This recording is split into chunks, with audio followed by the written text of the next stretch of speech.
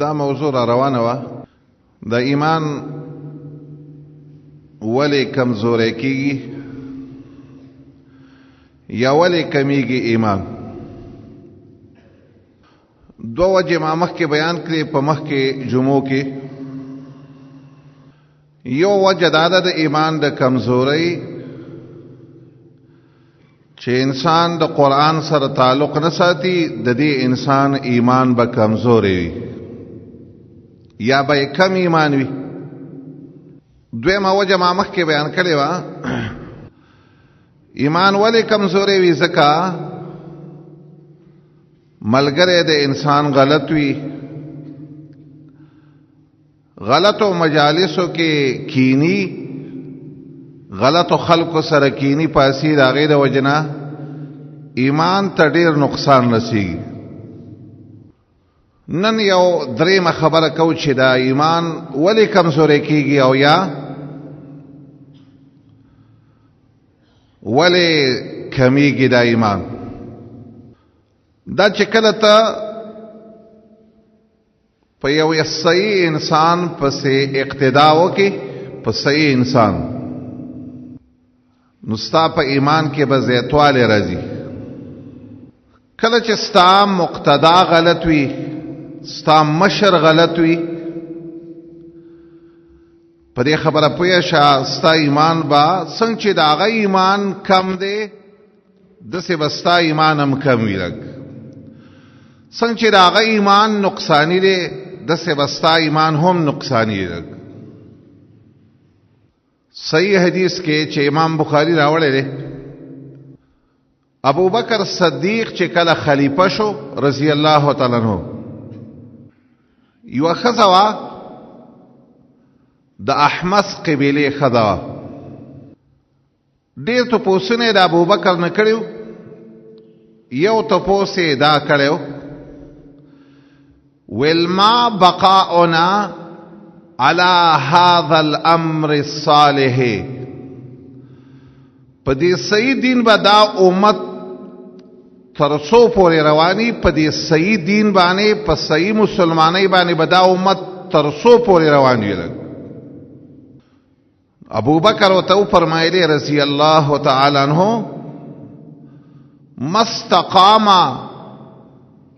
امراؤکم، سو پر چې ستاسو حاکمان ستاسو مشران دا په صحیح دین باندې روانو، نو دا خبر یاد ساته ټول خلق به په صحیح دین باندې روان وي.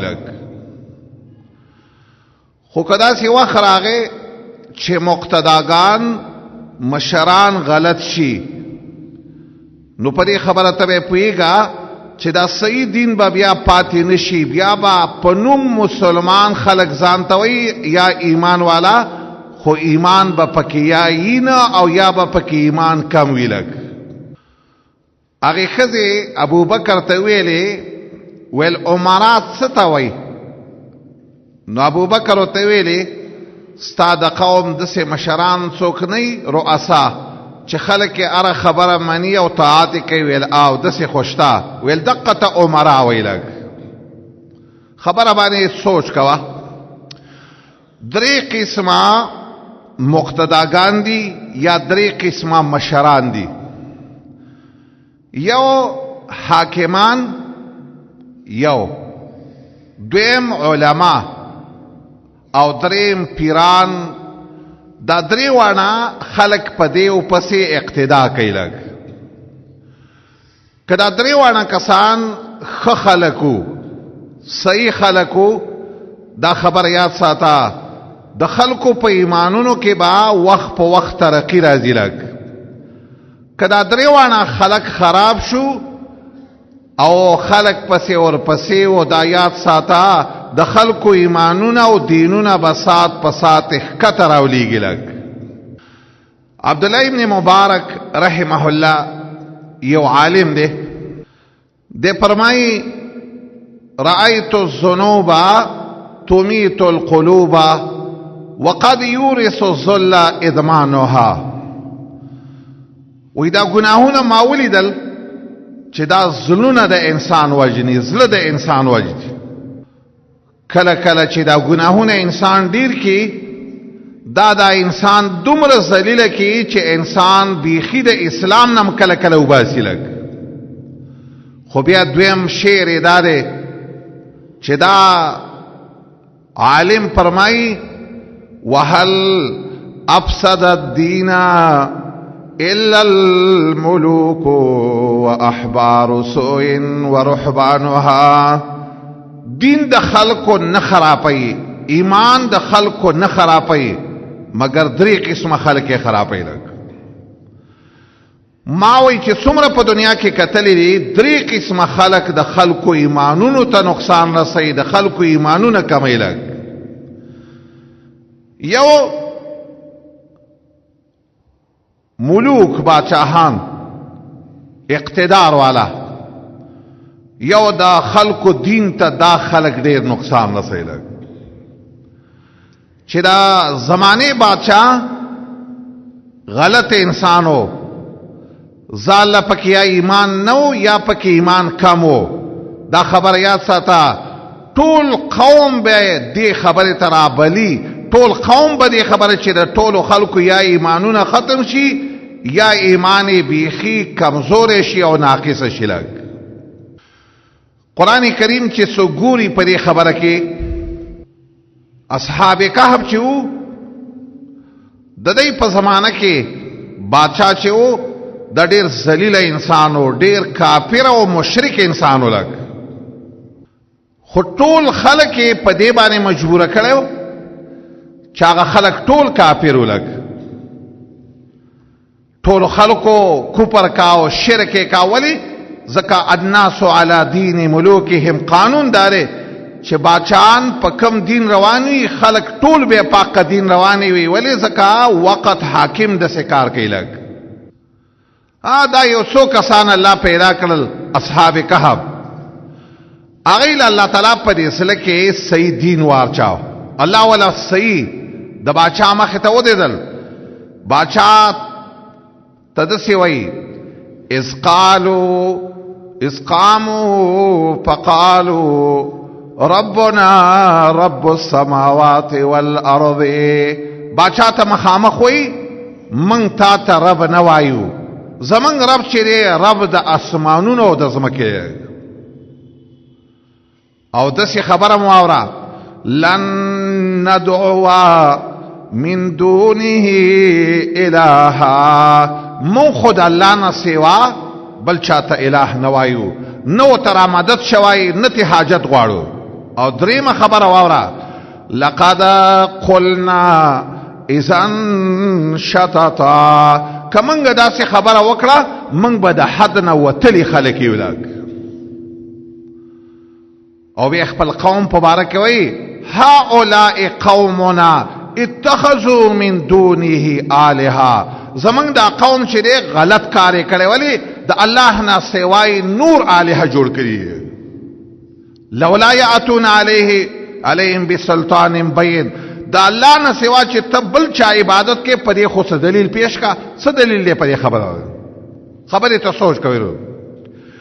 یو چې ستا مقتدا یا حاکم وقت غلط سړیو، دا خبر یاد ساته. د دې د وجه نه هم د خلکو ایمانونو کې ډیر زیات کمی راځي لګ، ډیر نقصان پکې راځي لګ. قرآن کې چې ته ګوري، قرآن کې د فرعون واقعات ډیر زیات راغلي لګ، او خاص کر په سلورو سورتونو کې ډیره په تفصیل باندې الله بیان کړی. دا د فرعون قصه د څه لپاره بیان کړی دا؟ فرعون هغه سړی مقتدا او چې غلط مقتدا او هغه ویلیو انا ربکم الاعلى، زستاسو رب ما اوچت، بل رب سنه ما لکم ما علمت لکم من اله غیری، زمان علاوه استاسو بل اله نشته. او قصه دې تراورسیدا چې ټول امت ټول قوم هلاکو، او الله فرمایي فاوردهم النار وبئس الورد المورود. ظالم هلاکو، ټول قوم هلاکو، ټول ارسو کې کافر کړل، ولی مقتدا غلط ولګ. د چې قرآن کې ته ګوري واقعا د نمرود اغم د دې بدبخت انسانو کافر انسانو ابراهيم عليه السلام سره یو ځل په دې مناظره او باسم کړو. قرآن فرمای الم ترى الى الذي حاج ابراهيم في ربه ان آتاه الله الحكم ملکا. هغه نګور الله یا قمقل سړی ته چې الله ولا بادشاہي ورکړي وا دسی ابراهيم عليه السلام ته ویلې زرا به ملک او ژوند کول او مړ کول زما کار دی. ابراهيم عليه السلام او ته ویل نه رب الله دې هغه ژوند کول او مړ کول کوي. دا خبره زدي لپاره کوم خبره ته سوچ کوا. کله چې داسې وخت راغې داسې وخت چې کله راغې چې حاکمان د الله په دین روانو نو دا خبر یاد ساته ایمانونو به د خلکو زیاتیږي. خو کله چې حاکمان اقتدا چې پچا پورې کېږي هغه چې غلط خلک وي ټول خلک الناس على دین ملوکهم خلک د خپلو بادشاهانو په دین رواني چې هغه یو شی په باره کې وي دا جایز خلک وایي جایز چې هغه وایي دا شی حرام خلک یو د ایمانونو د کمیدلو وجه دا لګ. صحیح حدیث کې راغلی دی کعب ابن عجرہ دته نبی صلی الله علیه وسلم فرمایلی اے صحابی زما اعاذک الله من امارت السفهاء الله دې د قمقلانو د بچا مشرین وساتل ول الله دې د باندې د غلط خلقو حکومت نه راولي لک. نو هغه ویل یا رسول الله وما امارت السفهاء د سفهاء امارت څه شي څه مقصد دې دې خبرې په مقصد پېنه شوم. د الله نبی او ترسي فرمایلی قوم يهدون لا يقتدون بهدايا. زمانه رسو بدسي حاکمان راشي لا يقتدون بهدايا چې زما په دین باندې روان لګ ولا يستنون بسنتي او د الله نبی فرمایي دسي حاکمان براشي رستا چې زما په طریقه باندې به ژوند نه تیری لګ. فمن اجابهم على كذب فمن صدقهم على كذبهم واعانهم على ظلمهم. ځنې خلق به بیا د داسې حاکمانو خلکو خواله ورځي چې چای په دروغو کې تصدیق وکړي چې او حاکم صاحب رښتیا وایي دروغ خو خلک یې د هغه تصدیق کوي ظلم او خلکو سره ملګرتیا کوي په ظلم کې. د الله نبی فرمایي فاولئک لیسوا مني دا د محمد رسول الله امتیان ندي لګ. ولا يردون علی الحوض چې د قیامت ورځ راشي چې د ظالم مقتدا چې د هغه د رسول الله په دین نه دی روان د هغه په طریقه ژوند نه تیری هغه دروغ وایي او ته تصدیق کې هغه ظلم کوي او ته مدد کې دا یاد ساته ته ځان ته امتی د محمد رسول الله مو وایا ما خبره کوله چې یو سبب د ایمان د کمیدلو هغه داره چې مقتدا غلط وي حاکم غلط وي د هغې د وجې نه کېدی شي ته د ایمان نه هم خلاص شې لږ. ځکه رسول الله وایي هغه یو دروغ وویل ته ویل شتې وایي هغه یو ظلم وکړو تا ورسره مدد وکړو نو د الله نبي فرمایي دا یاد ساته ته د هغو ملګری نه لږ ته د رسول الله امتي بیا نه لږ. چې څوک ولا خواله نه ورځي د الله نبی فرمایي او نه تصدیق کوي په دروغو کې نو سره په ظلم کې مدد کوي د الله نبی فرمایي دا زما امتیان دي او زما خواله برازي او حوض کوثر نه به دا خلک وبس کی. خو شر داره چې د دسې مقتدا چې هغه ظالم دروغجن ظالمي چې شرطه د دم خبره ونه مانی نو هغه فصله به بیا د رسول الله ملګری لګ دا هغه امتی به لګ. چې کله مقتدا سموي بیا ایمان زیاتی او اعمال صالحه هم زیاتی. کله چې مقتدا غلط شي لګي یو آسان نمونه ته وګوره لګ. حدیث کې راغلی دی محمد رسول الله چې کله وفات شو د دنیا نه لاړ زمونږ یو لوی مقتدا هغه څوک دی محمد صلی الله علیه وسلم. انس فرمایي موږ د خپل زلونو کې داسې ناشناوالی ومنده هغه شان ایمان زمونږ بې پاتې نه و لکه څنګه چې د رسول الله په ژوند کې زمونږ کم ایمان و. خو مقتدا ښه مقتدا او ځکه الله په دې قرآن کې موږ ته داسې فرمایلي دا مقتدا که دا دنیا نه لاړم بیا به هم داسې کار کې لقد کان لکم فی رسول الله اسوة حسنه خیسته اقتدا چې کې په چا پسې وکړه په محمد رسول الله پسې خدا د چا دپاره لمن کان یرجو الله والیوم الاخر چې څوک دا دی عقیده وي الله سره به زه یو ځل ملاقات کومه هغه په غلط مقتدا پسې مزه په خیسته مقتدا پسې لاړ شه چې هغه څوک دی محمد صلی الله علیه وسلم د حدیث کې راغلی دی زه د دې خبرې لږ وضاحت کومه چې کله د دې غلط مقتداګانو حاکمانو د وجې نه نعوذ بالله کله سړی کفر ته رسېدی شي لږ قرآن کریم کې الله فرمایي یا اهل الكتاب تعالوا الى كلمة سواء بيننا وبينكم یو خبری لراشه اے یهود او نصارا چې اتفاق والا خبره دا غداله چې الله نعبدا الا الله د الله نه سوا بر یو چا او یو اهم خبره دا واوره ولا يتخذ بعضنا بعضا اربابا من دون الله د الله نه سوا بچا ته رب نه وي ګوره اگر کو حاکم ولی نه اگر کو لوی شان والا سړی ولی نه دا یاد چې کله راغی عادی رسول الله ته ویل یا رسول الله من خو خپل حاکمانو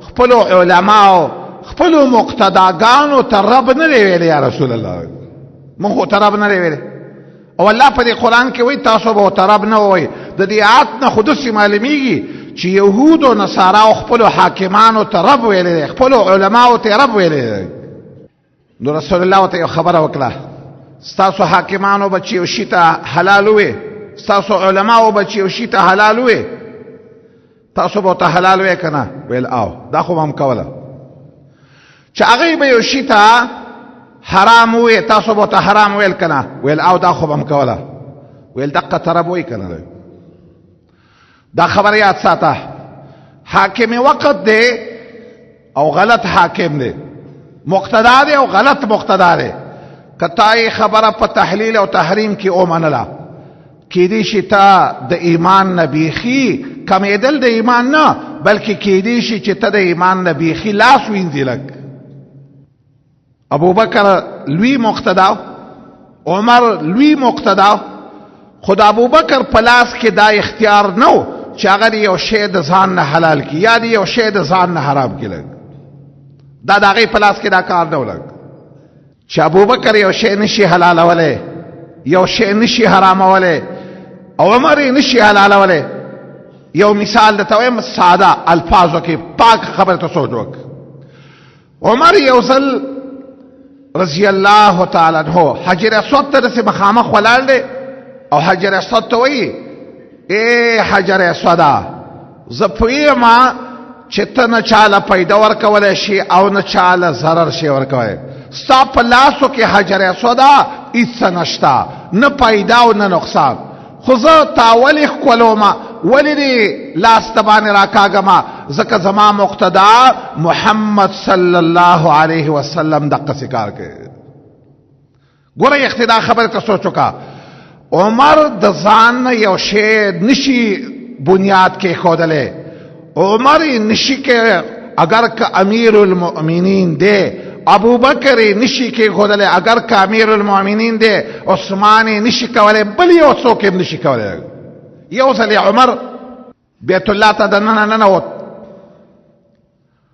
چې کله دننه ننوت دی بیت الله کې د مخکې نه خزانې پرتې دي خلکو به ولا نصرانې راوړلې او په دې بیت الله سره زرو سپین زرو جواهر دي ملغلرې دي چې اوس هم په دې بیت الله کې دننه پرتې دي لږ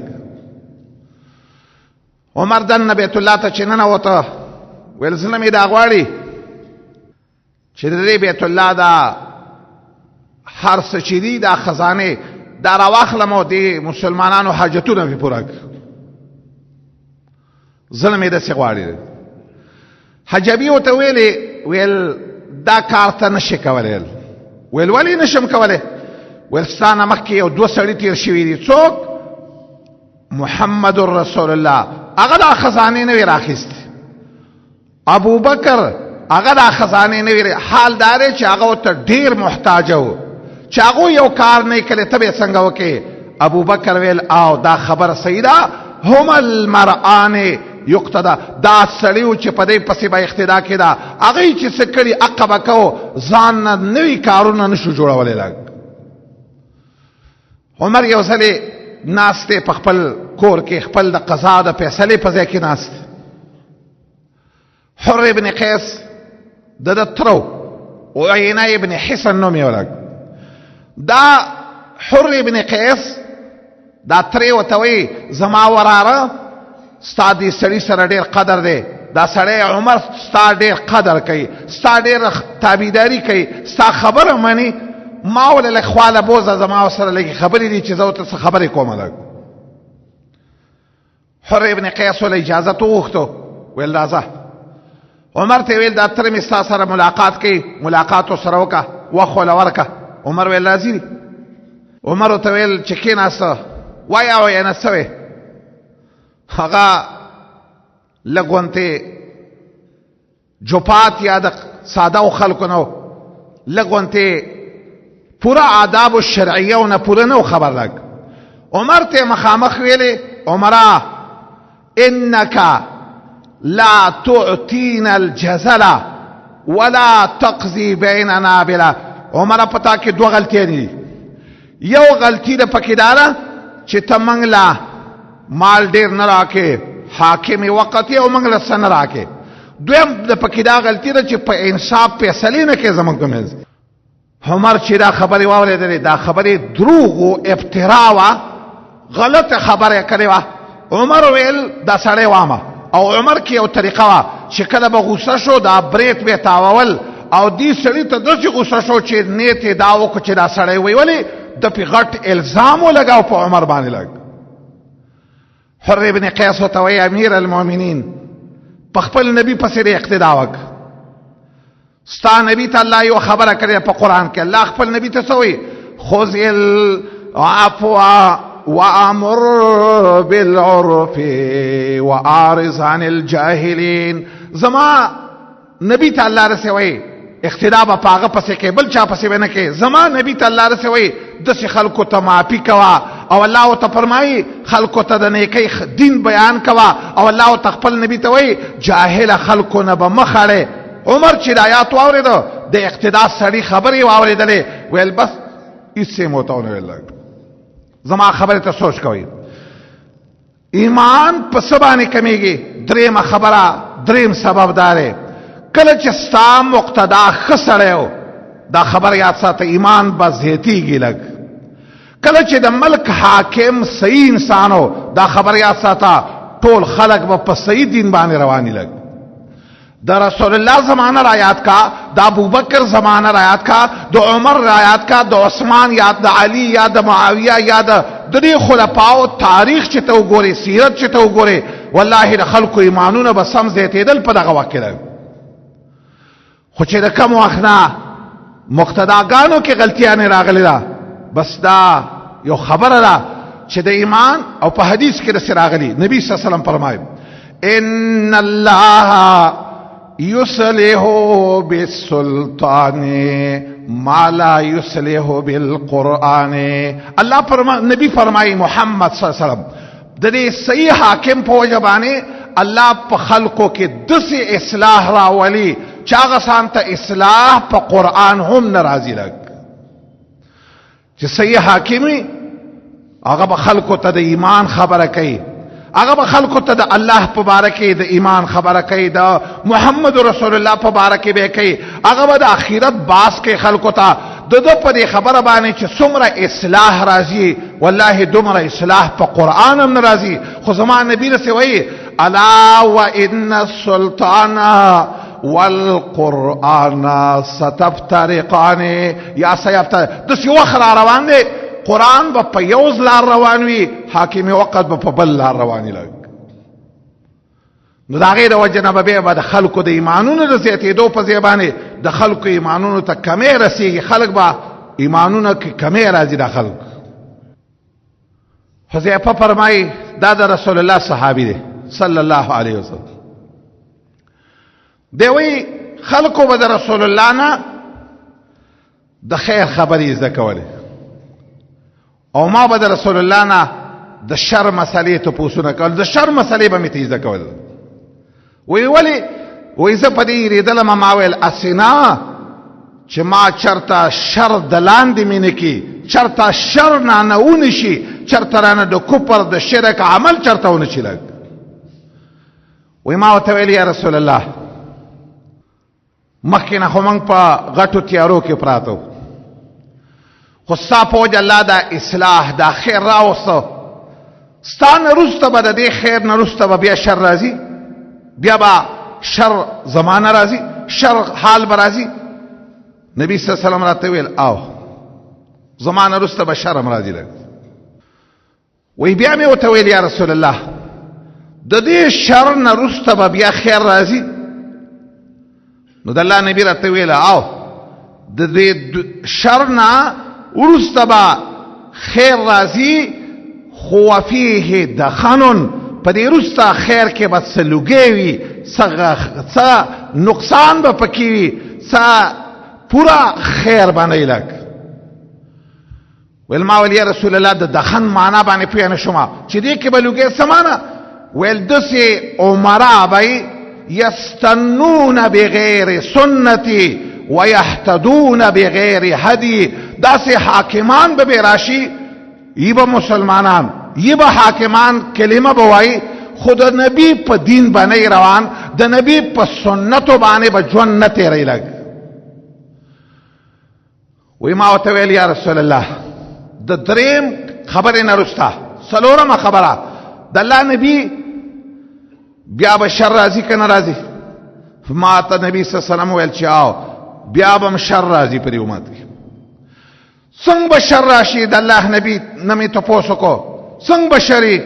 د الله نبی راته وفرمایلې داسې وخت را روان دی زما په دې امت کې به دعات علی ابواب جهنم، داسې مشران به چې د جهنم په دروازو به ولاړ وي او خلکو ته به د دې دعوت ورکوي چې په دې لاره خود الله نبی رسې وفرمایلې چا چې خبره ومنله دا خبره یاد ساته، د داسې حاکم چې د جهنم په دروازه ولاړ دی چې د خبره ومنه دی اور ته به دې رسوي، دی اور ته. دا ویل یا رسول الله لک حال راته بیان کا. د الله نبی ویلې هم من جلدتنا ويتكلمون بألسنتنا، دا بزان ته مسلمانان هم وایي، ښه کلمه به هم وایي، خو بل طرف ته به د جهنم په دروازه ولاړې. ګور یاد ساته چې کوم حاکم چې تا د الله او د رسول نه علاوه بلې خبرې ته رابلې چرته اجابت یې ونه کړې، اسنه چې ایمان نه خلاص نشي، اسنه چې ایمان ته د نقصان چرته ونه رسېږي لګ.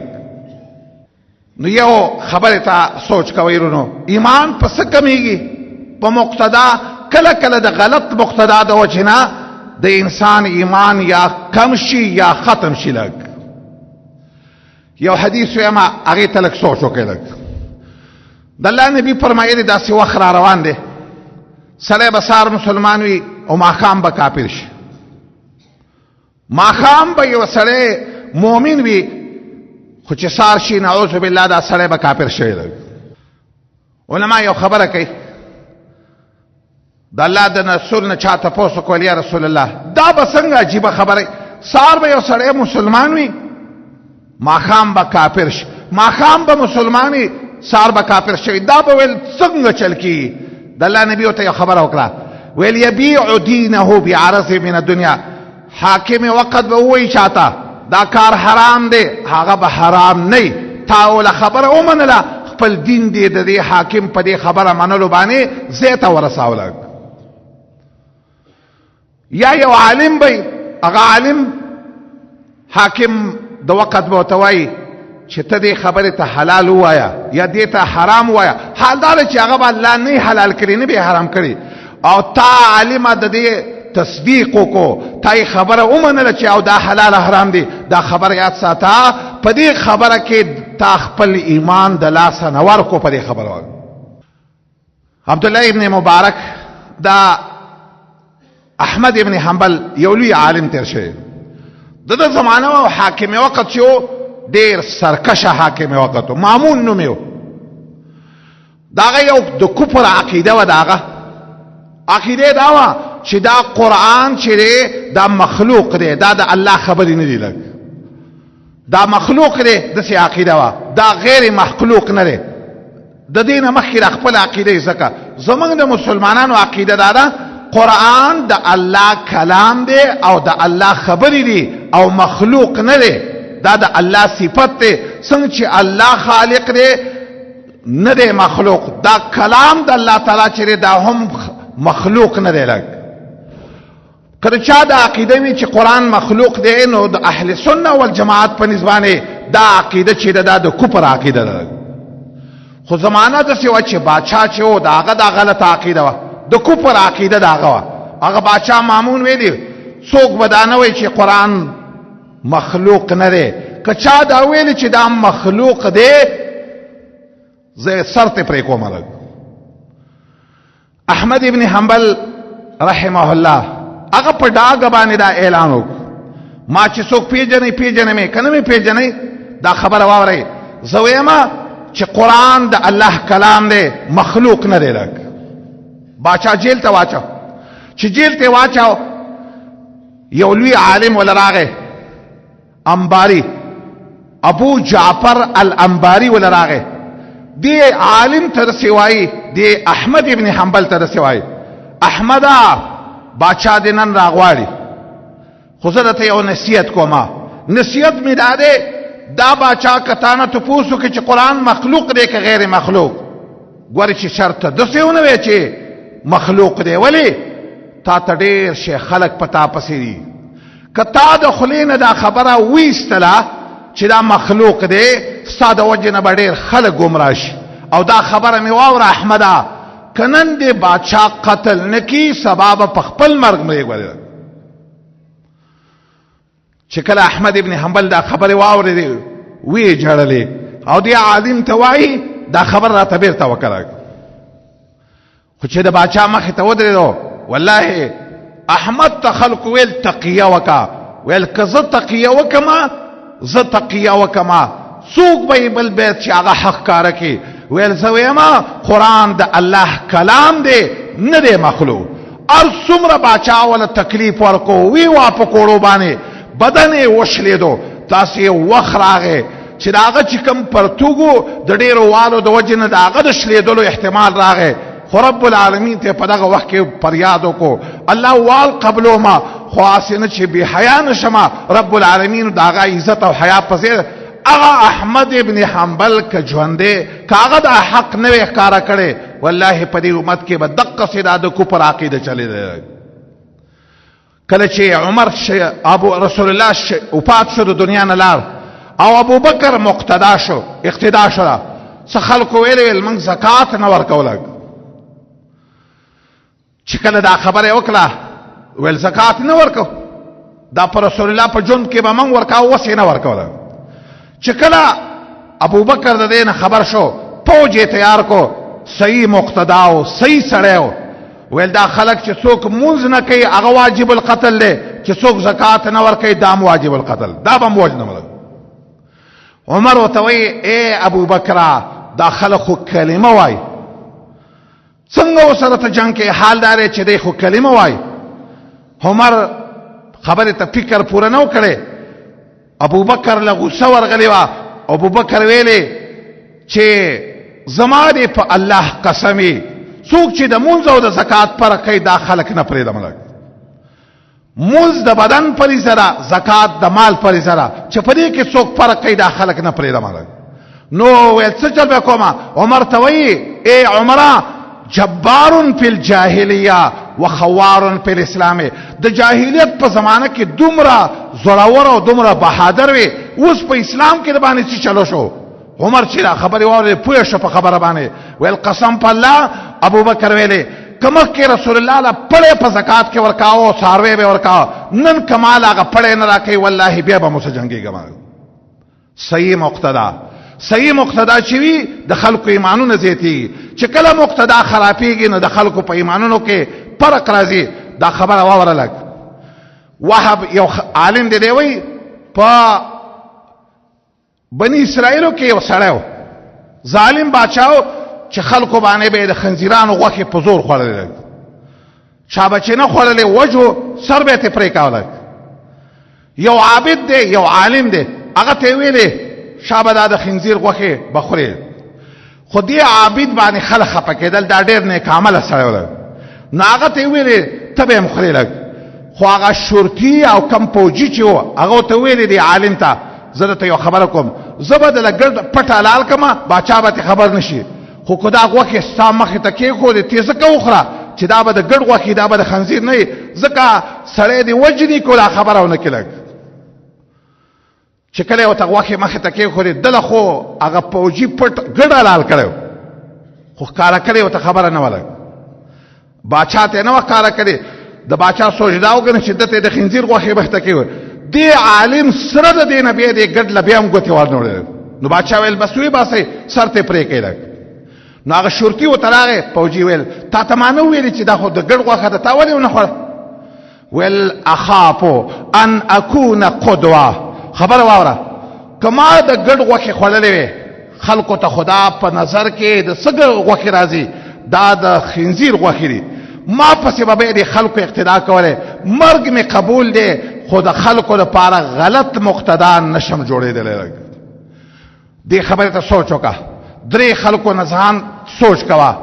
که د درې خلکو یو د صحیح حاکم، دویم صحیح عالم، دریم صحیح پیر، دې ته لږ ګوره چې دا ستا د ژوند مقتداګان دي. لکه ته په دې پسې روانې، که دا سم خلقی والله ستا ایمان به سات په ساتې ترقی کوي. که دا غلط خلقو دا خبر یاد ساته، دا به ستا ایمان به کیدای شي داسې وخت هم راشي نعوذ بالله من ذلک. کله کله یو غلط عالمي او هغه تا ته د دې قرآن نم کفر ثابتوي، کله به یو غلط عالمي تا ته به د بخاري نه کفر ثابتوي. دې خبرې ته سوچ کوه. امام بخاري د یو عالم خاله ورغی، هغه عالم چې و یو چلې وکړو، چلې داسې وکړو چې اس ته خپل لمن اسې خالي ونیوله چې زما خواله راشي. چې کله هغه اس راونیو لمن یې داسې هیله کړه څه پکې نه و. امام بخاري د دقه ځای نه داسې واپس لاړ. چا ورته ویلې ولې دې حدیثو نه وه؟ ویل چې کوم انسان د ځناورو سره دوکه کوي والله هغه به د انسانانو حساب کوي. داسې عالم زه خپل مقتدا نشم جوړولی، داسې عالم زه خپل استاذ نشم ګرځولی. د دې د وجې نه په صحیح حدیث کې راغلي نبی صلی الله علیه وسلم فرمایي چې کله جهنم کې یو سړی به راوستلی شي، هغه سړی به داسې سړی وي چې هغه به د خپلې کلمې رایستلې وي او په دې به د پاسه داسې ګرځي لکه خر چې په خپله جرنده باندې ګرځي. لږ خلک به اوله راشي ورته وایي به او عالمه ولې تا به موږ ته په دنیا کې امر بالمعروف نه کوو، نهی للمنکر به نه کوله؟ هغه ورته ویل او ما به داسې کوله، خو ما به چې د نیکۍ خبره کم چاته کوله ما به پې عمل نه کوو، ما به چې خلک منع کوو په خپله ورته نه منع کېدلم. نن زما دا سزا ده. لږ دې خبرې ته سوچ وکړه. تا ته پته ولګي یو عالم دی هغه د الله خیال نه ساتي، یو پیر دی چې هغه د الله خیال نه ساتي، یو غلط سړی دی چې تا ته د هغه غلطۍ نه معلومې دي. دا خبر یاد ساته چې غلط مقتدا دی او غلط سړی دی مشرو، غلط سړی دی عالمو، غلط سړی دی پیرو. دا خبر یاد ساته کېدای شي ستا ایمان یا مکمل ختم شي یا ایمان ته د کمې ورسېږي. د دې د وجې نه سوچ کوه په خپل ژوند کې داسې خلکو سره. عیسی علیه السلام ویلې داسې عالم خواله لاشه چې د هغه په دې لیدلو باندې تا ته خپله الله یادېږي. لږ د هغه په دې خبرو باندې ستا په علم کې زیاتوته د غلط شاخوا ته مه کښېنه، ځکه دا درې ډلې چې دي درې مقتداګان چې دي دا دین ته نقصان رسوي. رب العالمین دې موږ د صحیح قائدینو حاکمانو د لاندې راولي. الله دې صحیح علما په دې ملک دنیا کې پیدا کړي. الله دې صحیح پیران پیدا کړي. الله دې موږ د حکام سو، د علماء سو نه، د پیرانو سون الله دې زمنګ ایمانونه محفوظ کی. واقول قولي هذا واستغفر الله لي ولكم ولسائر المسلمين.